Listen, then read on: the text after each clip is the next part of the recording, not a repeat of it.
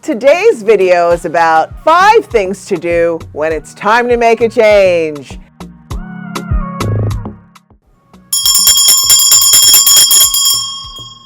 Hi, I'm Elemi from Yeyeo Botanica. Welcome to your spiritual home. And if this is your first time, welcome, welcome, welcome. Remember, our channel is about spiritual lifestyle and African spirituality. If you're interested in any of those, stick around. But first, I want to shout out all my people from Rhode Island. Woohoo! Welcome.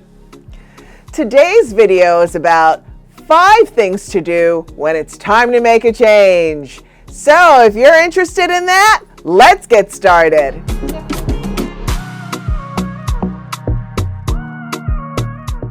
So I wanted to share with you today some of the things that I do when it's time to make a change, when I want to really bring forth movement.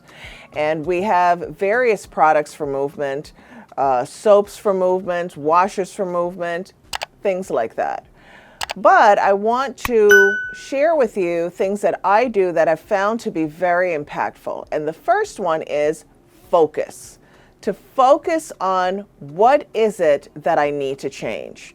Because sometimes you don't need to change everything, right? It could be that someone feels very stagnant in what they're doing or in their home, or just feeling like every day looks similar to the other days, right? So it's very important to focus on what is it that needs to change? What is it that feels uncomfortable, as an example? And so for people who do spiritual work, here's just an example of one thing. You can make prayer for yourself and start to talk about the things you want to focus on, or journal about what you want to focus on. And if you're into candle work, then you can do a focus candle. Right? Talks about direction, clarity, movement, right? Direction, intention, and clarity. In addition to, there are different herbs that you can use that can really help to calm your mind, or if you're a person that you meditate, definitely that can assist with focus. So the first one is focus on something that you want to change. The second thing is to change your image. Change how you look. Because if every time you look in the mirror, you're seeing something different, it's going to kind of get you moving in that direction mentally to now focus on this change that you're making. So here's an example. So I wanted to bring forth all this changes in my life. Like I was like, I want to change, feel like things are just kind of flat. What could I do? And the first thing I did was I changed my hairdresser. And so that's an example, but that's not really the example I'm giving you, but it is an example. It's kind of like a little sweet thing on the side.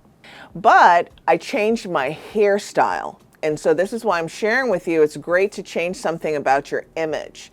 I changed my hairstyle, so every time I looked at myself, I looked different.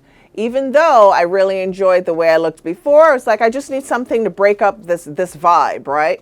So I changed my hairstyle, and I did that every couple of months for like 6 months. Like every other month for about six to 8 months. And that made a huge difference. Because now I was in a mode of change. It was a different hairstyle every couple of months, right? And so if you're a guy and you're like, well, Elemi, the hair thing is a bit of an issue, then you can change the lengths, change the cut, right? If you didn't wear hats, right? If you wore certain types of colors, maybe change up the colors. If you wore certain types of styles all the time, change up the style, right? Change something physically on yourself that you can see that change, because that is what's going to help to break up stagnant energy, in addition to that humdrum every day, every day, every day, every day. It's starting to seem the same. That's the second one. The third one is your environment. Our environment is so important in how we make changes, how we see the world, how we interact with others and with ourselves. If our environment is cluttered all the time, well, it's going to bring forth cluttered thoughts, right? It's going to have us a little bit all over the place. Maybe it is we're doing too many things at the same time, and that also can bring forth a level of mental clutter, which equals physical clutter, right? Maybe we need to straighten up a little bit or throw some things out. One of the things that I think has been really instrumental in my life, and I've given this to many clients, is to change the environment in terms of the colors. Move the furniture around. If you don't have curtains, put some up. If you had the same color curtains, change them. If you have blinds, maybe change the color or spray paint them. Do something that when you walk into your environment, you're like, yeah, this is fresh right here, right? Those are the things that you want to do so that you feel a level of energy, right? You know, it's kind of like when people are like, yeah, that's fire, right? You want to go into your place and feel that way or dress that way. So then the fourth one that I actually think is very beneficial that kind of pulls all of this together, what I'm about to share with you and the next one. So number 4 and number 5, I feel kind of pull everything together that's going on in the person's life to help forth to bring some of these changes. And that is to get guidance, right? Get guidance from people who are doing the things that you want to focus on, or getting some spiritual guidance that can help you not only with your spirituality, your outlook on the world, how you're walking in the world, but then how to then execute what it is you need to do. Because in my life, spirit has been extremely influential in many decisions that I make, how I move in the world, how I even run my business. And I think that that can be extremely helpful to people. So getting guidance, whether it be from a spiritual mentor, from a person who's in a career field, it could even be from someone who knows you but really doesn't know you that well, or someone that you look up to. It's great to get guidance because now you're pulling in what you're doing, how you're doing it, your environment, how you're walking in the world with guidance.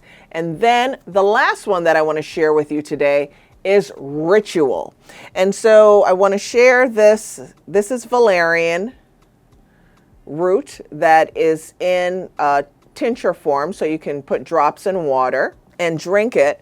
Now, valerian can make you very, very relaxed. And so for people who are having a hard time relaxing so they can focus, right? A lot of times you say, oh, my mind is so active, I can't really focus. If you're a person you want to meditate and do different things like that, valerian can be extremely, extremely helpful in calming your mind. So I'll give you an example. When you're using something like valerian, you're going to put drops in water, and then you're going to drink the water throughout the day.